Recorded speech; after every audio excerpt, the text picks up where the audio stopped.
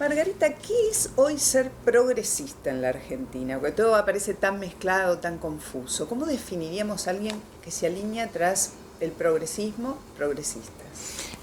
Primero que nada, por suerte, ya no son tantos los que se alinean. Sí hay algo que nos han dejado, es un espacio muy vacante donde ya hoy no pelean por ser tan progresistas. Me refiero sobre todo a los candidatos más taquilleros, más instalados. Ni Scioli ni Macri pelean por ser progresistas y obviamente no podrían hacerlo. Digamos que hay varias definiciones para plantearlo. A mí me gusta un poco la idea de Fernando Savater cuando él define por lo contrario y él dice, en la búsqueda del progreso hay que reconocer cuáles son los obstáculos, que son la miseria y la ignorancia.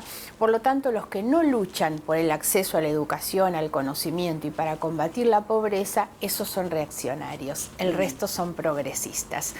Eso es un poco lo que define. Si llevamos esto a una propuesta de gestión, hoy un gobierno progresista es aquel que, por ejemplo, lleve adelante una reforma del sistema de impuestos que haga que efectivamente paguen más los que más ganan o los que más tienen y no seguir teniendo un IVA al 21% que tiene un enorme impacto en el bolsillo de un asalariado, ¿no? Por ejemplo. Entonces, creo que lo importante es poder traducir algo para que no quede en el marco de lo teórico a cuáles son las cosas en términos de gestión que propone un progresista. Y estos dos ejes, continuidad o cambio, ¿cómo se inscriben en por lo menos en la campaña de tu fuerza que se plantea hacia el progresismo? Creo que es un antagonismo falso, en realidad, sobre todo por quienes los representan. Y hemos visto en los últimos días de qué manera Scioli se hace cada vez más macrista y Macri se hace cada vez más kirchnerista, ¿no? El propio discurso, cuando no hay convicción en las ideas que defienden. Entonces caminan por detrás de lo que dicen las encuestas y hoy parece que a Macri le están diciendo sus consultores, sus gurúes, bueno, tenés que decir que no estuvo tan mal el tema de la estatización de YPF y de la jubilación y las cosas que él no creía antes las cree ahora. Esta cosa de ir mutando en el pensamiento y en las posiciones de acuerdo a cómo marcha la opinión pública o cómo le dicen los encuestadores que marcha. Yo creo que no hay ni en Scioli una continuidad a pleno, no la hay porque Scioli hasta tiene un estilo de gestión distinto, ni hay en Macri un cambio tan rotundo. Entre otras cosas porque son conceptos muy vacíos de contenido. Cuando uno habla de cambio, ¿qué tipo de cambio? Nosotros decimos, hace falta en la Argentina un cambio ético y cultural, no es cambiar el que va y se sienta en el sillón. Y esas son cuestiones que tienen que ver sobre todo con la propia sociedad, la decisión de producir qué tipo de cambio.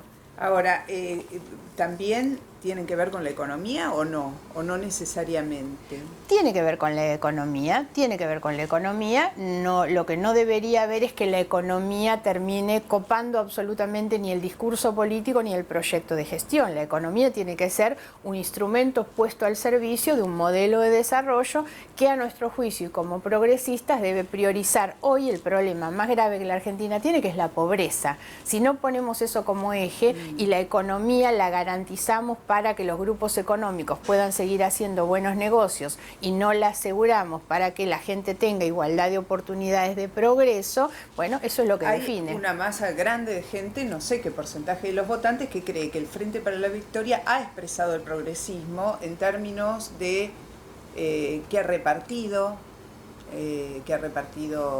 que ha aumentado los niveles de consumo en los sectores más bajos, incluso que ha impuesto leyes que normalmente relacionaríamos con el progresismo. Sí, a mí no me gusta hacerle una concesión al kirchnerismo en ese punto, porque algo que han hecho, sobre todo cuando uno mira a lo largo de 12 años de gobierno, el periodo más largo de muchos años de historia argentina, 12 años haber gobernado con las tasas de crecimiento más extraordinarias, superávit, manejando muchísimos recursos, la verdad es que no han habido cambios estructurales, sobre todo en las condiciones de vida de los sectores más vulnerables. Eso choca frontalmente con un proyecto progresista. La corrupción, el enriquecimiento personal de los funcionarios, que es tan obsceno, tan imposible de justificar y tan evidente, chocan de narices con un proyecto progresista. Y sobre todo la falta de cambios estructurales durante todos estos años en cuestiones tan centrales como la del sistema impositivo. Hago estas preguntas porque hay gente que dice, bueno, el candidato hoy del Frente para la Victoria es Scioli, y Scioli en cualquier caso va a cambiar los modos, las maneras. ¿Es una cuestión de modos, de maneras, la oposición a este gobierno? ¿Es una cuestión de fondo? Para nosotros es de fondo y es de fondo en ese punto. Yo no le hago concesiones, este no es un proyecto progresista, no es un proyecto de centro-izquierda. Aquellos que se emocionaron cuando Kirchner bajó el cuadrito de Milei de la ESMA no pueden tolerar terminar el gobierno con un Milei, digamos, al que sacan solo por una cuestión electoralista y nada más, y no hay convicción o con los niveles de enriquecimiento que han tenido. Ahora, lo cierto es que cuando uno piensa qué es lo que a la sociedad la conmueve hoy en una búsqueda de cambio, tiene más que ver con cuestiones de estilo que de fondo. La gente está bastante harta de ese estilo prepotente, soberbio, del choque, de la confrontación permanente. Entonces a veces el cuestionamiento se queda en una cuestión de estilo y por eso Scioli, que aparece como el continuador de muchas otras cosas, tiene un cambio de estilo, entonces podría servir y ser funcional a muchos de esos sectores. Macri parece haberse parado en ese estilo, no obstante lo cual, por lo menos en el estilo de no confrontación, en la ciudad no le sirvió en esta segunda etapa del balotaje. No le sirvió, entre otras cosas, y me parece que eso es lo bueno, que es cuando hay una sociedad que exige. Y a mí me da la impresión que tanto Macri como Scioli son candidatos vacíos en términos de que hay una sociedad con bajos niveles de exigencia y eso les permite hacer la plancha. Uno escucha a los dos candidatos y la verdad es imposible sacarles una definición concreta, un posicionamiento concreto. No hablan de los temas que realmente hoy más cruzan el debate de la Argentina, el problema de la justicia, la falta de independencia, la corrupción, la pobreza. Esos son temas de los que ellos no se hacen cargo. Entonces venden espejitos de colores todo el tiempo y aparecen como una cosa muy superficial. Ahora, naturalmente que hay momentos donde la gente empieza a sentir que hay un quiebre y que hay que producir un cambio mucho más profundo y entonces ya no les sirve hacer la plancha. A un tema que a mí me parece importante, que es el de la economía, y pregunto, ¿cuánta continuidad, en términos de lo que el común de la gente entiende por continuidad, resiste la economía tal cual está hoy?